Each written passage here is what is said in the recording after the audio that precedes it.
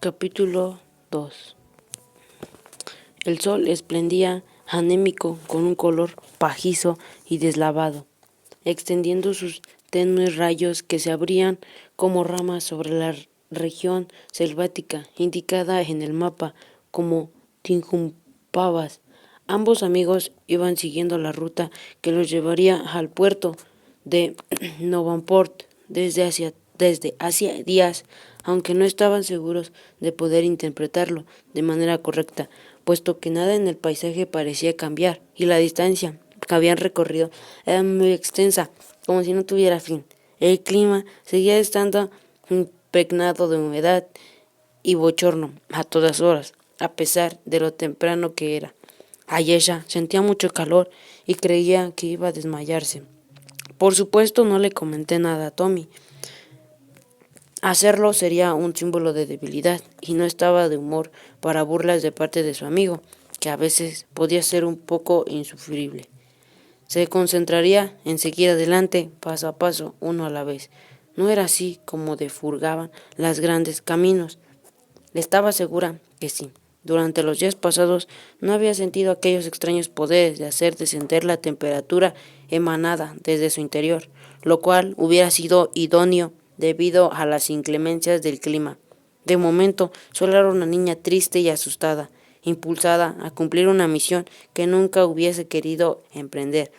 Extrañaba a su padre, a Laika, el azul del mar, ver el rostro de sus vecinos y entablar horas conversaciones que la tenía como Tommy, aunque a decir verdad ninguno de los dos hablaba mucho hasta que a altas horas de la noche decidí encontrar un lugar donde el terreno fuera alto para poder dormir y cuidarse de los depredadores que estaban en la selva.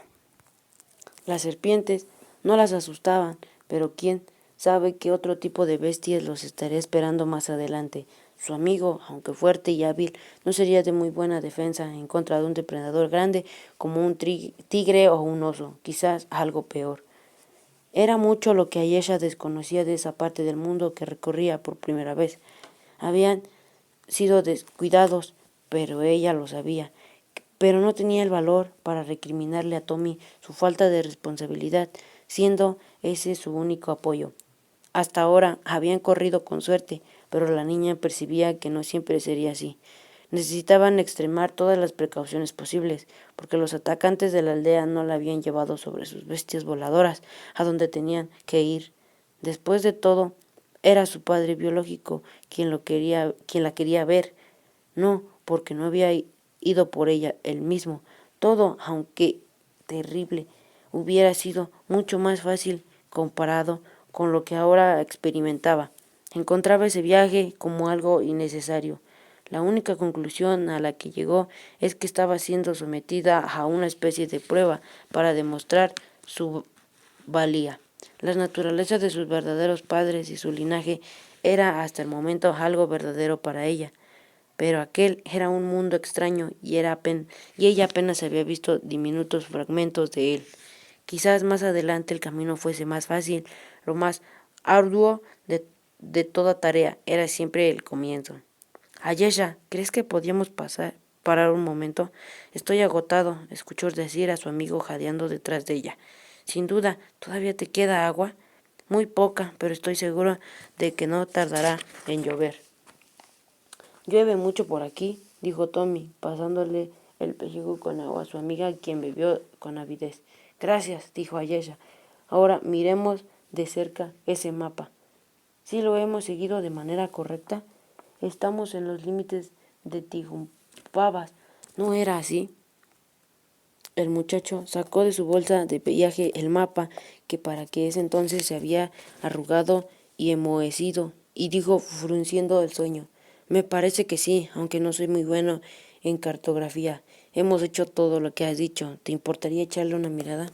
Desde luego que no. Mi mapa está mucho mejor, mucho menos arrugado que el tuyo. Si no te importa, prefiero echarle un vistazo al que yo traigo. Como gustes. De pronto escucharon un crujido de ramas quebrándose atrás de unos matorrales cerca de ellos. Había sido un sonido trepitoso, como de algo o alguien pesado como un oso. Los dos amigos crisparon los ojos y viéndose comprendieron todo. No estaban solos. Propongo que sigamos adelante, dijo Ayesha. Es lo más sensato que has dicho en días, aseguró Tommy. Continuaron su camino. Ayesha iba adelante sosteniendo el mapa e interpretándolo de la mejor manera que podía. Los ruidos de monos y aves graznar a la distancia la perturbaban como no lo había hecho en anteriores ocasiones. Las lianas que antestaban la cerrada vegetación a través de la cual se aburrían paso cada vez se hacían más espesas, dificultando su andar. Eran cortinajes siniestros y largos, cargados de diminutas hojas, verduzcas y pegajosas, que se les adherían al cuerpo como para succionarles la energía vital, aunque eso no era momento para descansar ni imaginar. El caso era que los dos habían escuchado un ruido extraño en aquella selva que no pertenecía al entorno natural y no sonaba nada parecido a lo que hubiera escuchado antes en aquel lugar. Lo que habían oído era algo calculado de unos pies o garras entrepitándose, un sonido producido por una mente pensante que quizás hubiera resbalado. Ayesha había escuchado historias de niña sobre que en la región de Tijumpavas existían tribus que devoraban carne humana y hacían extraños rituales, como siempre había supuesto que eran cuentos de terror de los padres de Tommy y el suyo para asegurarse de que ambos amigos nunca se alejaran mucho de su aldea, aunque ahora no estaban tan seguros de ello. ¿Cuándo pararemos?, preguntó Tommy fatigado. Hasta que nos alejemos lo suficiente de aquí, dijo su amiga, en voz muy baja y apenas perceptible, mientras lo tomaba por el brazo a forma de advertencia. ¿Tú escuchaste ese extraño ruido allá atrás? No es así. Bien sabes que sí, quizás era un animal inofensivo. Un animal no hace ese tipo de sonido, a menos que sea un animal bastante grande, y son de esos de los que no tenemos que cuidar. Acéptalo, hemos sido despreocupados en lo que concierne a nuestra seguridad. Caminaremos hasta el anochecer y buscaremos un árbol con un tronco fuerte y ramas lo suficientemente anchas y gruesas donde podamos dormir en lo alto, resguardándonos de una posible amenaza como en los días pasados. No me gusta dormir así, es muy incómodo, aunque sería lo más sensato y lo más cauto. Tengo la extraña sensación de que alguien está jugando a la cacería y nosotros somos la presa. Después de caminar durante horas, encontraron el árbol perfecto y comieron sin ganas una frugal cena consistente otra vez en frutas secas para el desagrado de ambos, pero era con lo único que contaban en ese momento. Los dos amigos se fueron a dormir cansados y con el estómago reclamándoles la escasa comida que habían ingerido. El pan que había llevado desde Humantar se había acabado hacía días y sus exiguas provisiones se agotaban. Tenían que buscar pronto otra forma de alimentarse. Los dos eran excelentes pescadores, pero no se habían topado con ningún río o arroyo que albergara el preciado alimento. De pronto comenzó a llover a tropicones, como si el mismo cielo estuviese llorando de forma desconsolada. Ayesha y Tommy trataban de conciliar el sueño, cada uno montado sobre una ancha rama, y ambos solo estaban garecidos por una ligera manta de tela, así que estaban empapados. Pero no les importó, ya que era refrescante y contrastaba con las altas temperaturas que habían soportado de manera reciente. El agotamiento era demasiado para que les afectara. La lluvia producía un sonido monótono e hipnotizante que los invitaba a sumergirse en el más profundo sueño, pero Ayesha trataba solo de dominar, no perderse de forma inmediable en el mundo inconsistente, porque percibía señales extrañas en el ambiente. Algo no marchaba bien. Pasaron un par de horas sin ningún cambio aparente. Tommy no pudo más y en esos momentos se encontraba tan profundamente dormido que roncaba con los brazos y piernas colgados como un mono araña, de esos que tanto abundaban en el terreno selvático, que habían recorrido de manera incansable desde que partieron de Humantar. Ayesha abrió los ojos, ya que detectó algo a la distancia, parecido al sonido de pisadas sobre las hojas mojadas que crujían con el impacto, pero el ruido de la lluvia era muy fuerte y la muchacha pensó que su imaginación le estaba jugando una mala pasada. Le llegó el olor fétido como de un animal muerto que combinado con el agua producía un aroma desagradable y agrio. Trató de dar un último vistazo a su entorno, pues se sentía demasiado inquieta. Metros debajo de donde se habían instalado, todo era negrura y se podía ver nada en absoluto. El sentido del olfato y el oído eran los únicos que podían usarse. La muchacha volvió a cerrar los ojos, pensando que había estado bajo mucha tensión y que lo que más necesitaba antes de continuar su viaje era dormir al menos un par de horas antes de que sintió como de pronto una brisa hedionda y caliente soplaba en su rostro. Abrió de nuevo sus pupilas poco a poco, presa del pánico, y lo primero que vio fue unos ojos grandes y rojizos que deslizaban maldad y brillaban de forma siniestra en la oscuridad. Una mano peluda, alargada y con garras prolongadas le tapó la boca con fuerza, impidiéndole gritar, perteneciente a la criatura que tenía su mirada posada en ella.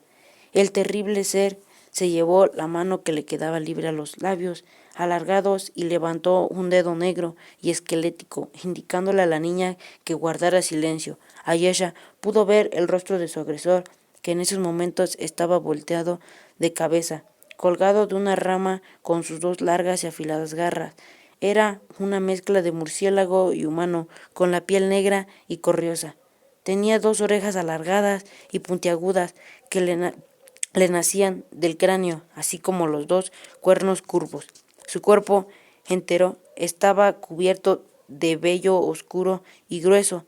De su espalda nacían dos gigantescas alas fibrosas que le tapaban casi toda su figura, como si llevara una larga capa que lo abrigara, y era lo más horripilante que la niña había visto en toda su vida. Debo de estar soñando, meditó. Cerró los ojos de nuevo, queriendo nunca volver a abrirlos, pero los sonidos de la respiración de la criatura y su aroma nauseabundo le hicieron entender que lo que estaba viviendo no era producto de su imaginación, sino algo bastante real. El mundo estaba lleno de misterios y ella solo había conocido un pequeño fragmento de él. Se convenció de que sí tenía una minúscula posibilidad de huir de aquella situación y advertir a su amigo. La tomaría, aunque dentro de ella presintió una eminente catástrofe y la noción de que tratar de escapar resultara inútil. ¿Cómo había subido hasta ahí aquella abominación sin hacer ruido? Pensó Ayesha. Sin duda, con su inmenso par de alas había volado hasta ahí, pero el sonido de la lluvia había ocultado el batir de estas. Desvió la mirada por un instante hacia arriba y vio que Tommy seguía profundamente dormido, lo cual agradeció, puesto que la seguridad de su amigo era prioritaria para ella, y de momento el muchacho se encontraba bien. «Hola, Ayesha», dijo el repulsivo ser con una voz cinceante. «Este es tu nombre, ¿no es así?» La muchacha asintió